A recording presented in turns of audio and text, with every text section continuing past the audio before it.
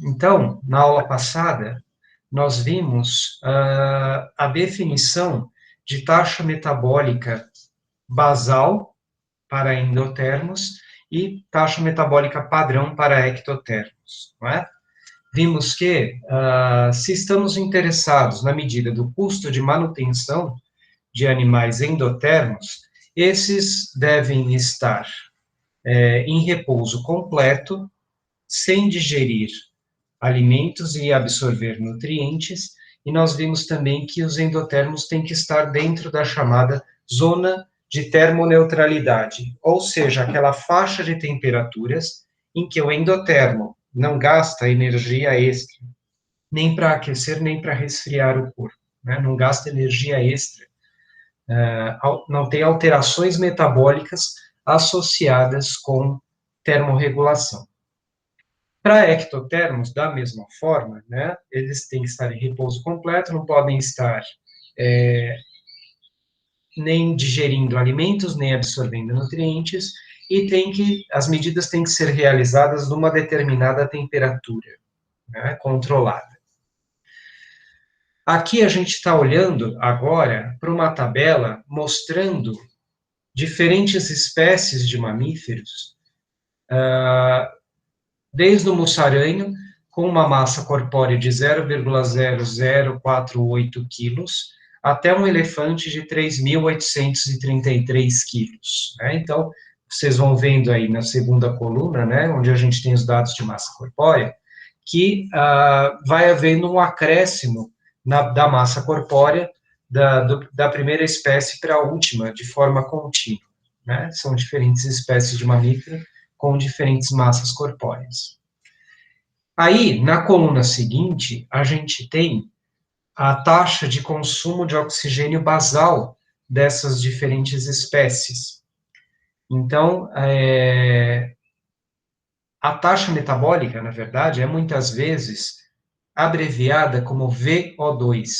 E esse V, na verdade, deveria ter um pontinho lá em cima, né, indicando um fluxo, porque é o fluxo de oxigênio, ou seja, a quantidade de oxigênio consumido por unidade de tempo, né, basal. E eu quero que vocês prestem atenção também nas unidades, né, dessa medida. Essa medida está expressa em litros de oxigênio consumidos por hora. Como eu falei para vocês, sempre que tem o tempo no denominador, indica uma taxa, né? E aí, se formos olhar, comparar aí as diferentes espécies de mamíferos, vamos ver que ocorre, conforme o esperado, um aumento da taxa metabólica absoluta desses animais, da menor espécie para a maior, né? Claro que, por hora, um elefante vai consumir muito mais oxigênio do que um mussaranho, certo? Mas aí, eu quero que vocês olhem, então, para a última coluna dessa tabela, que é o VO2 basal, chamado específico. Então, agora, prestem atenção nas unidades. Né? Agora, essas taxas metabólicas desses diferentes mamíferos está expressa em litros de oxigênio consumido por quilograma por hora. E aí, quando a gente expressa, né, essa taxa de consumo de oxigênio corrigida para a massa corpórea, o que a gente vê é uma inversão dos dados, se formos olhar, né, comparar com a taxa metabólica absoluta, que é o que a gente acabou de olhar antes. Então, a taxa de consumo de oxigênio basal específica de um mussaranho é 7,40 litros de oxigênio por quilo por hora. E se a gente olhar lá embaixo a do elefante, é 0,07 litros de oxigênio por quilo consumidos por hora, né? Então, o que a gente está vendo aqui é um fenômeno bastante interessante em que, claro, em termos absolutos, um elefante vai consumir muito mais oxigênio do que um mussaranho, mas em termos relativos à massa corpórea, um mussaranho consome muito mais oxigênio por hora do que um elefante, né? Presta atenção ali, ó, se a gente for comparar as diferentes espécies, né, à medida que a massa corpórea vai aumentando, a gente vai tendo um aumento da taxa de consumo de oxigênio absoluto, mas uma redução da taxa metabólica basal específica, tá bom? Então, se formos colocar isso num gráfico, né, em que a gente expressa a taxa metabólica total absoluta, ou seja, né, em ml de oxigênio consumido por hora, no eixo X a gente teria mamíferos de diferentes massas corpóreas, né? A linha tracejada que vocês estão vendo nessa figura, ela indicaria uma relação isométrica entre essas duas variáveis, né? Ou seja, essa linha tracejada indicaria que para um determinado aumento de massa corpórea, por exemplo, 10 gramas, haveria um aumento absolutamente correspondente da taxa metabólica basal em ml de oxigênio consumido por hora. Então, se aumenta 10 gramas, aumentaria 10 ml de oxigênio consumido por hora, e assim por diante, né? Se essa relação. Professor, Oi. o Augusto levantou a mão? É. Augusto, você pode falar. Ah, tá. Eu achei que quando levantava a mão você escutava e aí você dava um tempo na hora que fosse melhor. Mas... Não, eu não escutei. Ah, beleza, então. É que é simples que você falou mamíferos, isso não vale para, por exemplo, anfíbios, répteis, esse padrão de. Vale, e a gente vai passar para isso mais para frente, mas por enquanto eu estou mostrando só os dados de mamíferos, e é por isso que eu estou enfatizando especificamente os mamíferos. Ah, tá? ok. Mas a gente vai ver que sim, que se aplica a outras espécies, tá? Então, como eu estava dizendo, se a relação fosse isométrica entre essas duas variáveis, os dados cairiam em cima dessa linha pontilhada. Mas não é isso que a gente observa. Né? Os dados da linha contínua azul seriam aqueles que representariam realmente os dados empíricos coletados para as espécies, para as diferentes espécies de mamíferos. Né?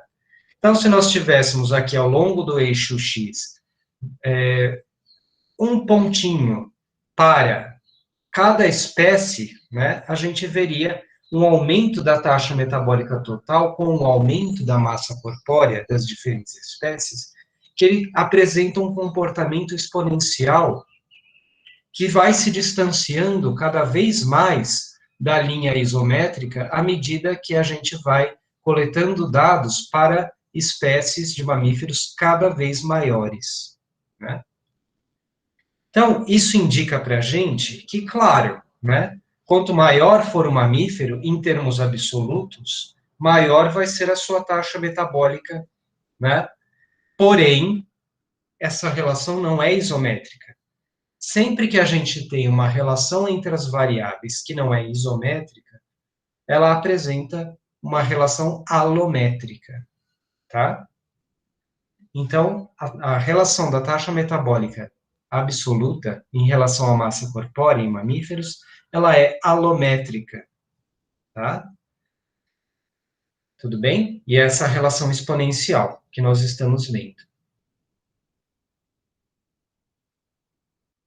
Agora, se nós colocarmos nesta mesma figura a linha vermelha, indica para a gente a variação interespecífica da taxa metabólica específica de mamíferos, ou seja, aquela taxa de consumo de oxigênio expressa agora por grama de mamíferos por hora, a gente vê que a linha vermelha é exponencial, mas ela tem a relação invertida em relação à taxa metabólica total. Mostrando, então, que um pequeno mamífero, né, um mussaranho ou um rato, tem taxas metabólicas específicas muito maiores do que um grande mamífero, como um dromedário ou um elefante. Tá? Tudo bem?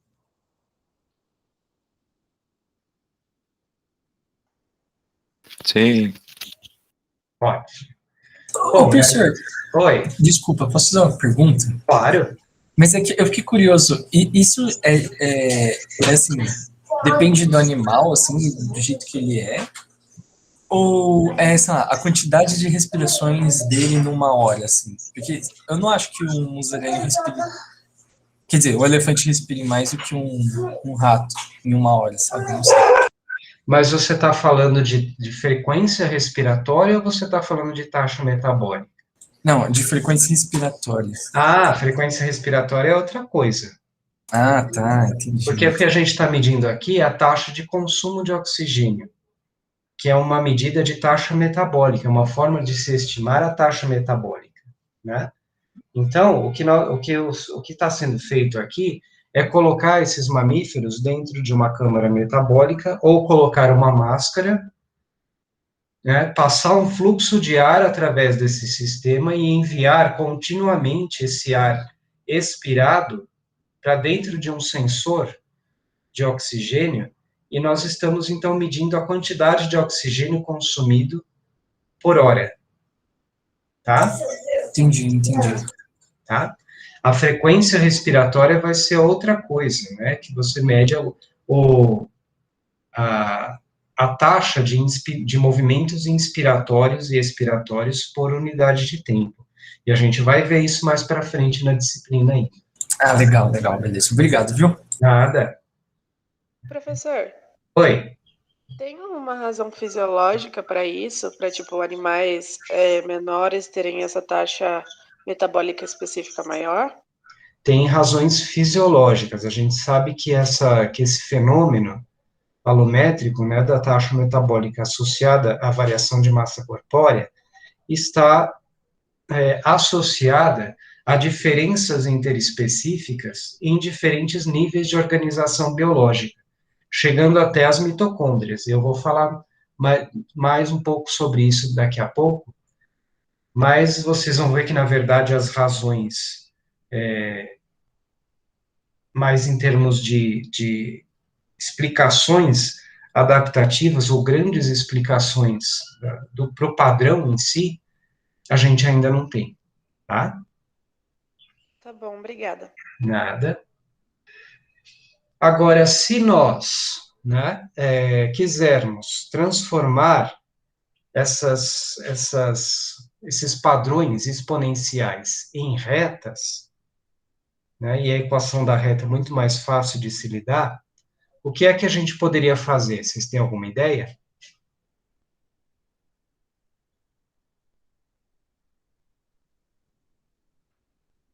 Então, eu vou ensinar uma mágica para vocês. Se nós transformarmos os valores do eixo x e y dessas figuras em logaritmo de base 10, a gente transforma essas relações exponenciais em retas, tá? Então, se nós agora expressarmos o logaritmo das taxas metabólicas totais ou metabólicas totais específicas no eixo y, né? Expressarmos esses valores em logaritmo e os valores de massa corpórea em logaritmo, aquelas relações exponenciais tornam-se retas, e a gente consegue, então, através do cálculo da equação da reta, determinar o coeficiente beta, né, dessas retas, ou seja, a inclinação, o coeficiente de inclinação dessas retas. Como eu falei para vocês, essas relações entre taxa metabólica e massa corpórea, elas não são isométricas, elas são alométricas, né? Se as relações fossem isométricas, a inclinação da reta seria 1. No entanto, não é 1, né? Se a gente pegar a reta azul, que vai exprimir aí a relação entre a taxa metabólica total e a massa corpórea, nós vemos que a inclinação dessa reta, o coeficiente de inclinação dela é 0,75. Né? Então, tem um coeficiente de inclinação menor do que 1, mostrando que é uma relação alométrica, e mostrando, então, que, sim, claro, quanto maior for o mamífero, maior vai ser a sua taxa metabólica total. Mas esse crescimento da taxa metabólica com o aumento da massa corpórea, não é absolutamente proporcional, ele não é isométrico, né? Indicando, então, que quanto maior for o animal, maior é a sua taxa metabólica total, mas por grama de tecido, na verdade, essa taxa metabólica vai decrescendo com a massa corpórea. E isso está expresso através do coeficiente beta, né, inclinação da reta, da taxa metabólica específica, ou seja, a taxa metabólica expressa por unidade de massa corpórea em relação à massa corpórea, né? A gente vê ali, na reta vermelhinha, então, um coeficiente de inclinação de menos 0,25. E vocês veem que ele é complementar em relação ao 0,75, né? Mas é negativo, mostrando que quanto maior for a massa corpórea de um mamífero, menor é a sua taxa de consumo de oxigênio por grama de massa corpórea. Tá? Tudo bem isso?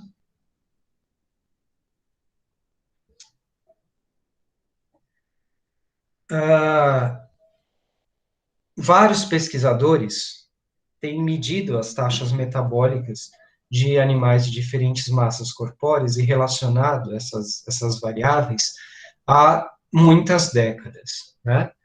E o Kleiber foi um fisiologista muito importante e muito interessado nessa questão, e em 1932, foi ele quem determinou, né, de uma maneira mais sintética, essa questão de associação entre a taxa metabólica e a massa corpórea, e mostrando, né, empiricamente, que a relação era alométrica, com uma inclinação de reta menor do que 1, e esse fenômeno, né, ficou sendo conhecido na literatura como a lei de Kleiber, tá?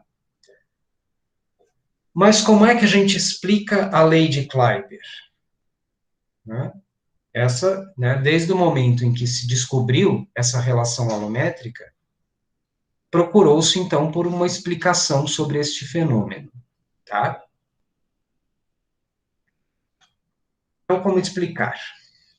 Bom, então eu vou passar aqui para vocês uma figura que sintetiza algumas das relações de similaridade geométrica entre figuras com diferentes tamanhos, né? Então, a gente tem ali 4 cubos com um aumento gradativo de tamanho, né? De tal forma que na primeira linha dessa tabela a gente tem o comprimento desses cubos, o comprimento de um dos lados, né? Então a gente vê ali 1, 2, 3 e 4. Na segunda linha da tabela, a gente tem a área de uma das faces deste cubo. E vocês devem se lembrar que para você calcular a área da face de um quadrado, né, você teria ali o valor do comprimento elevado ao quadrado. Então, a área da face do primeiro cubo vai ser 1, do segundo vai ser 4, depois 9, depois 16, tá? Na terceira linha, a gente tem agora o volume desses diferentes cubos, e o volume vai ser proporcional ao comprimento elevado ao cubo, né? Então, da mesma forma, a gente vai seguindo ali, né, nos diferentes tamanhos de cubos crescentes, e a gente vai ter, então, um volume de 1 no primeiro, 8 no segundo, 27 no terceiro e 64 no quarto cubo. Tudo bem, gente? Agora vamos colocar, né, ali na segunda linha, a gente tem a área de uma das faces do cubo. Para a gente saber a área total do cubo, né, a gente multiplica, então, a área de uma das faces por 6, porque o cubo tem 6 faces, tá? Então, a gente vai ter uma área total de superfície do primeiro cubo de 6. no segundo 24, no terceiro 54, no quarto 96. E agora, então, por fim, né, naquela última linha da tabela, a gente tem a área de superfície total do cubo dividido pelo seu volume. Então, 6 dividido por 1 no primeiro cubo vai ser 6. 24 dividido por 8 no segundo cubo, 3.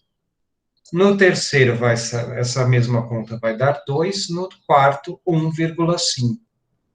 Então, aqui a gente tem uma propriedade importante, né, de figuras geométricas similares com diferentes tamanhos, que é o fato de que, como a área de superfície aumenta ao quadrado e o volume aumenta ao cubo, se nós dividirmos a área total de superfície dessa figura pelo seu volume, a gente vai tendo um decréscimo dessa relação com o aumento do tamanho da figura. Certo? Tudo bem?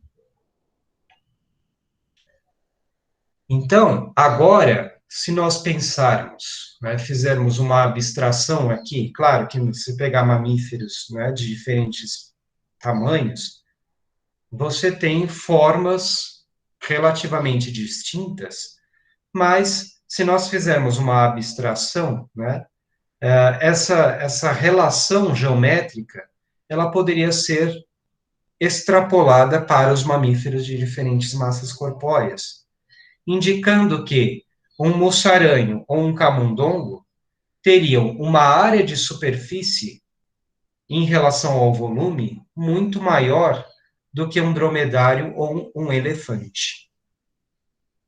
Certo? Tudo bem? Então, com o aumento do tamanho, a razão entre a área de superfície e o volume decresce. E o que nós estamos fazendo é um exercício de abstração para transportar essas relações geométricas para animais. No caso, mamíferos de diferentes massas corpóreas.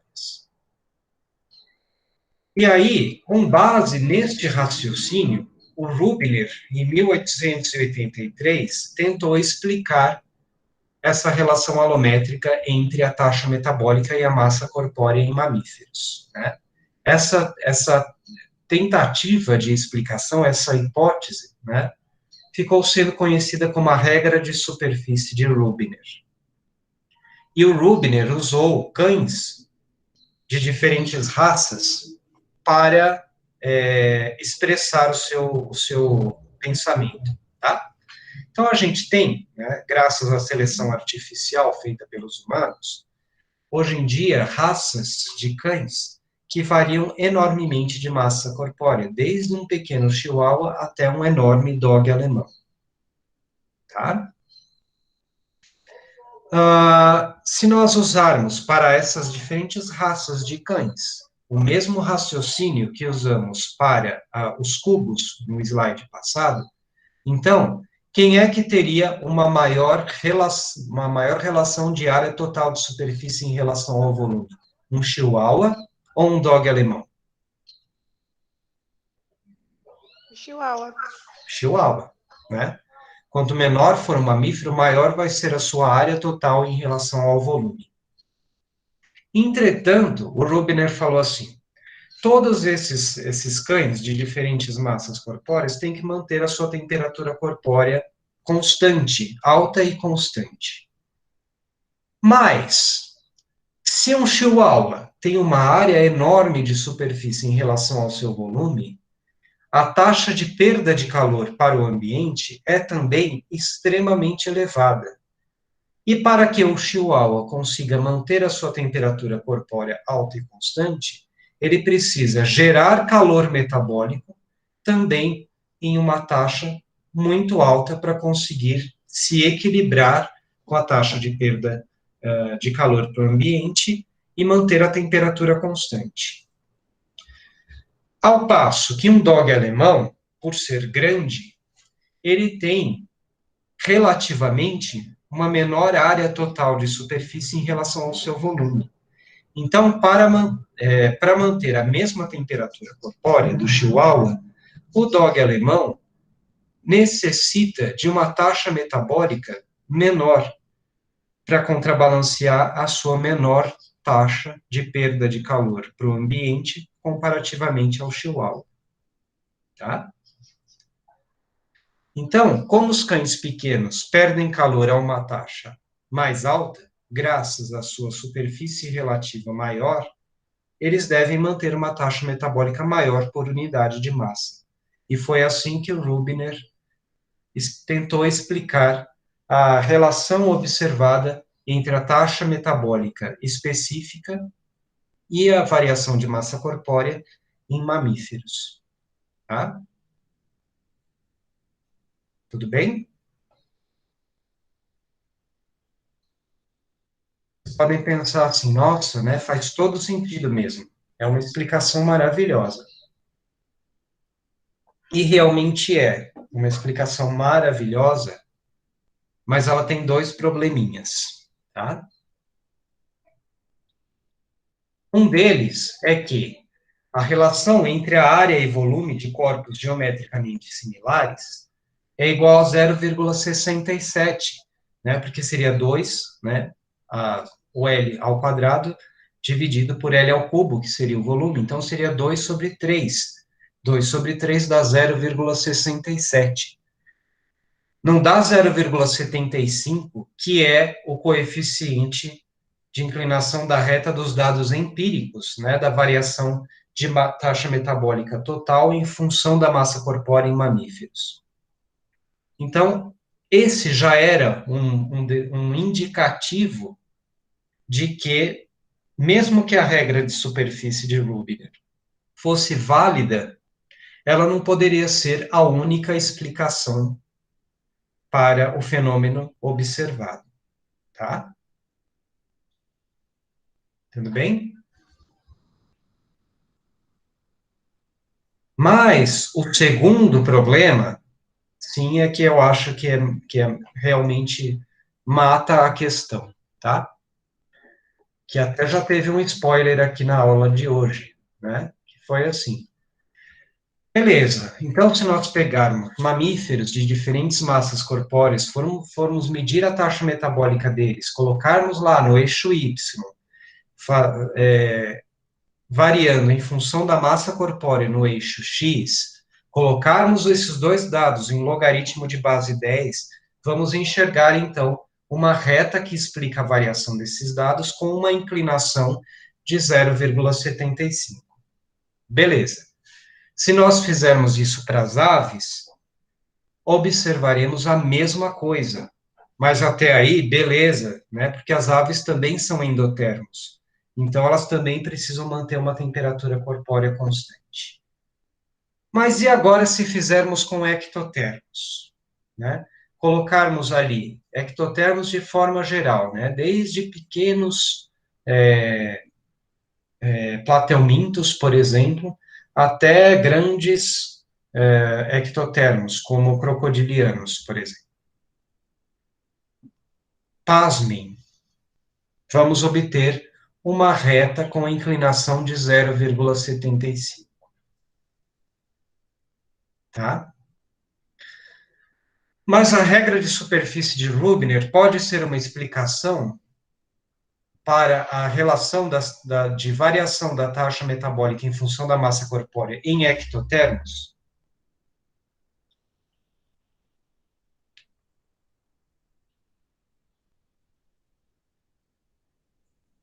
Será que essa regra vale? Essa explicação valeria para ectotermos? Eu acho que não. Por quê? Porque eles...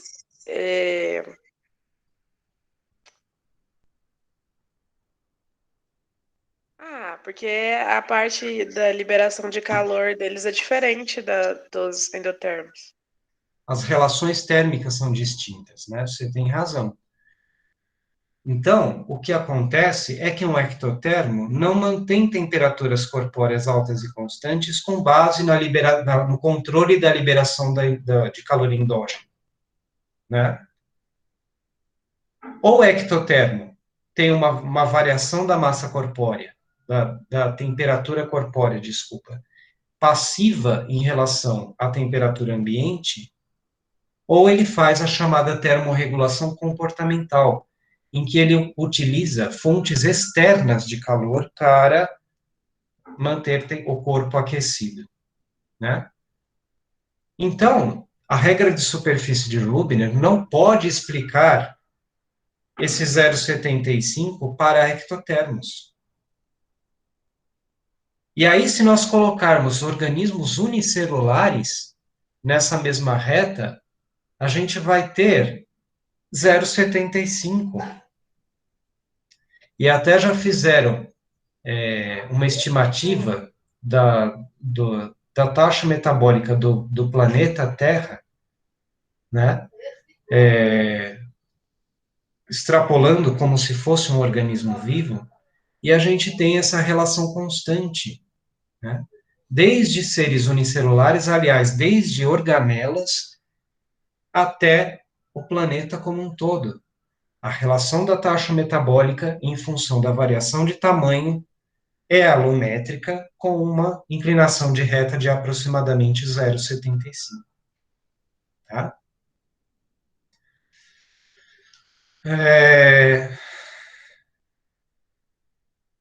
Aí vocês podem falar para mim, tá, mas ninguém pensou em alternativas para explicar isso? Sim, já pensaram em várias alternativas, várias hipóteses, né? Desde 1883, que o Rubner veio com a regra de superfície, que depois se viu que não era uma boa explicação, né? Vários autores vêm tentando explicar essa relação ao longo das décadas. E sempre existe algum furo que é encontrado, né, para essas diferentes hipóteses. As mais badaladas, né, nos últimos tempos, foram uma explicação que envolvia um sistema de ramificação fractal das estruturas que levam o oxigênio do meio externo até as mitocôndrias, e a relação disso com a variação de massa corpórea, com uma modelagem matemática extremamente complexa, né? Mas que depois se viu também que não era uma boa explicação. Mas a que permanece como a mais poderosa, vamos dizer assim, né, é uma explicação, uma hipótese de um controle multivariado dessa taxa metabólica. Então, o que é que esses autores disseram? Eles falaram assim, olha, se você for pegar diferentes processos metabólicos, né, pegar neoglicogênese, pegar a síntese de ATP associada ao funcionamento das bombas de sódio e potássio, ao funcionamento da bomba de cálcio, pegar vários processos fisiológicos, cada um deles é responsável por uma fatia do orçamento energético do animal, tá? E cada um deles vai ter uma inclinação de beta em função da massa corpórea que é relativamente diferente. E aí o que a gente vê como 0,75, quando a gente mede a taxa metabólica do organismo como um todo, né, é, na verdade, um resultado que se avoluma, né, como a interação desses vários outros processos subjacentes a ele. Tá? Essa é uma explicação mais interessante, até mesmo porque prevê que quando você muda, né, as condições do organismo, você mudaria também o valor de beta. E a gente sabe que quando o animal está correndo na sua máxima capacidade aeróbia, né, a gente ainda observa uma relação de taxa metabólica com a massa corpórea. Mas a inclinação não é 0,75, ela é mais próxima de 0,85, né? Então, ela pode mudar dependendo das condições do animal, as condições que o animal se encontra. Mas, o que nós vemos aqui de 0,75 é o custo de manutenção, ou seja, a taxa metabólica basal nos endotermos e a taxa metabólica padrão nos ectotermos. Tá?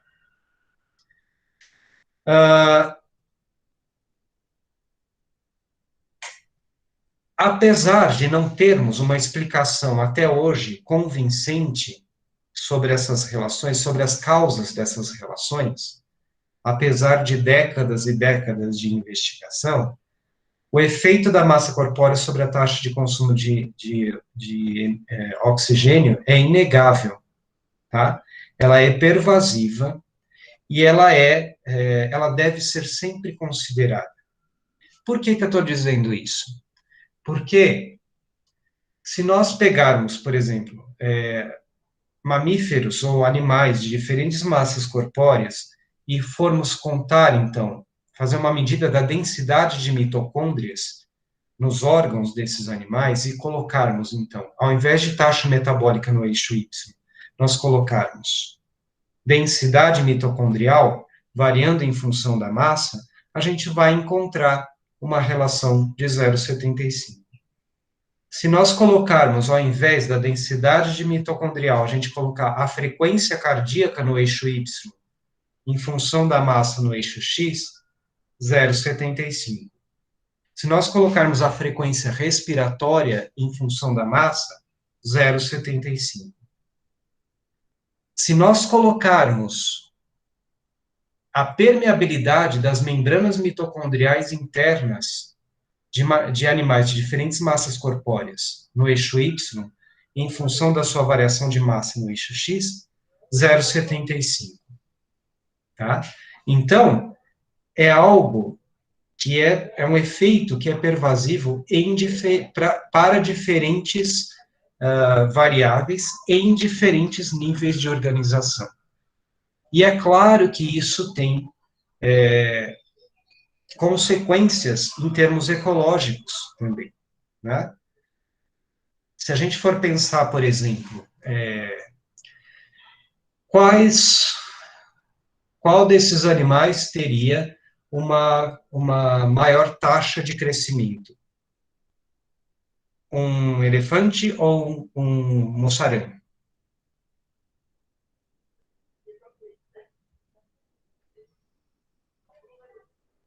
Crescimento populacional, você disse? É, o crescimento do indivíduo. E populacional também.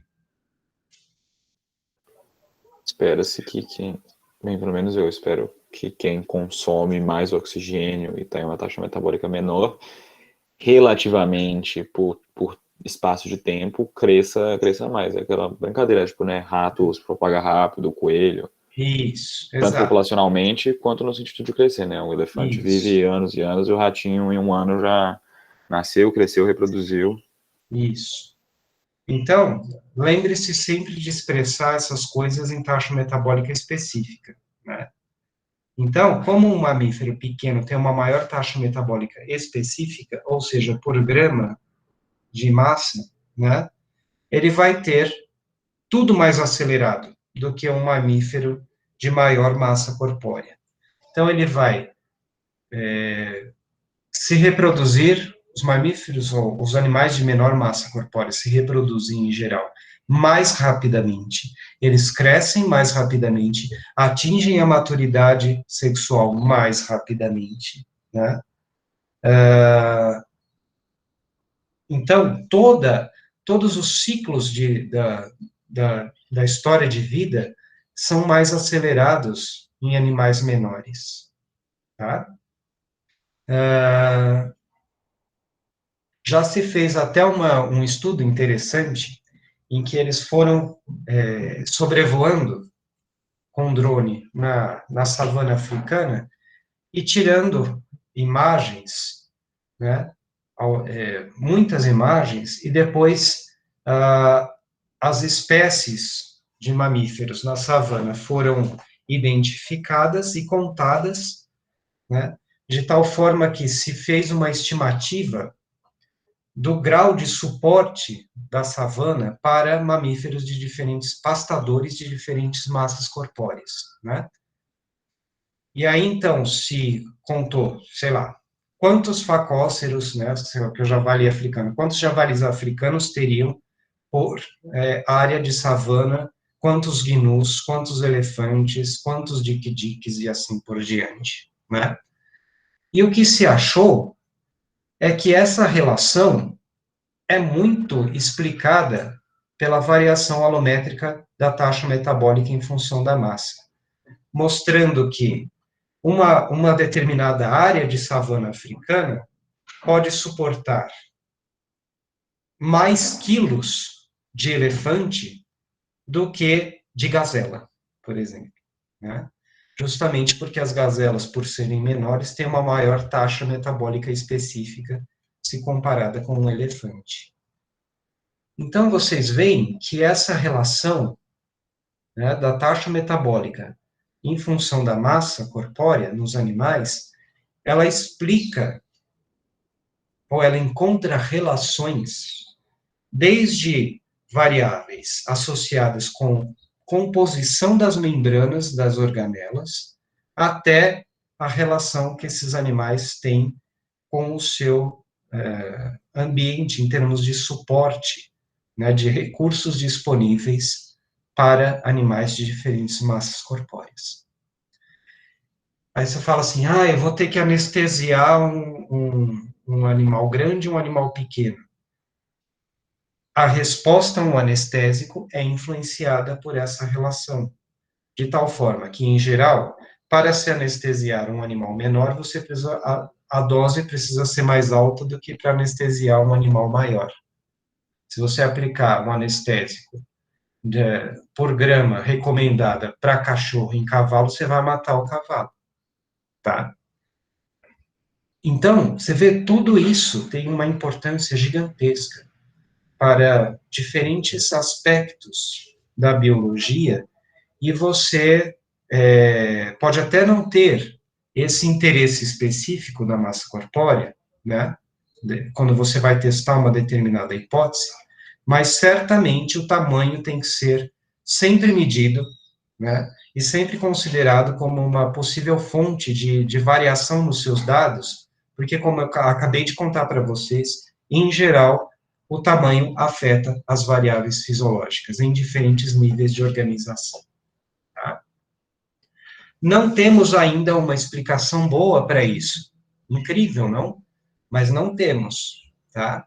Então, a regra de superfície de Rubiner, apesar de ser maravilhosa e trazer uma evidência funcional muito grande para endotermos, ela não é uma explicação boa para o fenômeno, justamente porque ela é observada em ectotermos também. Então, não pode ser essa a explicação. E aí vocês vão me perguntar assim, mas e se eu não medir, se eu medir a taxa metabólica de animais, de indivíduos de uma mesma espécie, será que eu vou encontrar essa relação? Muito provavelmente sim. Eu mesmo medi a taxa metabólica de muitas espécies de anfíbios, e se eu comparar intraespecificamente, indivíduos com diferentes massas corpóreas no eixo X e taxa metabólica deles no eixo Y, eu encontro uma relação significativa. Então, é algo que a gente observa mesmo em nível intraespecífico. A inclinação nem sempre é 0,75, né? Mas que a relação existe, existe. Tá? Tudo bem, gente? Alguma dúvida? Professor, Oi. existe alguma tentativa de explicar isso que seja por alguma coisa relacionada talvez à termodinâmica e à eficiência de sistemas? Eu não sei, que eu estava vendo um texto que eu acho que foi o Miúdo, o professor da Eco, Paulo Guimarães, que falou para a gente ver uns textos de física, e tinha muita gente tentando explicar umas coisas da biologia com termodinâmica. Eu não sei se existe alguma coisa, ou se já tentaram e deu errado. Olha, um pouco, mesmo dessa questão associada com a regra de superfície de Rubiner, tem essa conotação, né? Isso tem sido levado em consideração, sim, nas explicações. Mas, por enquanto, a melhor tem sido essa de múltiplas causas, né? Até mesmo porque ela fica um pouco difícil de provar algo contra, né? Mas permanece sem explicação até hoje.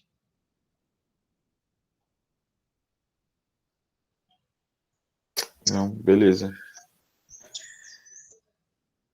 Eu trouxe aqui uma foto do Kleiber, uma foto do livro que ele publicou, né, fazendo essa compilação de dados, né, The Fire of Life, e aqui um gráfico desenhado à mão pelo Kleiber, né, em que ele expressa ali a taxa metabólica em quilocalorias, em função da massa corpórea, né, de mamíferos de diferentes massas corpóreas.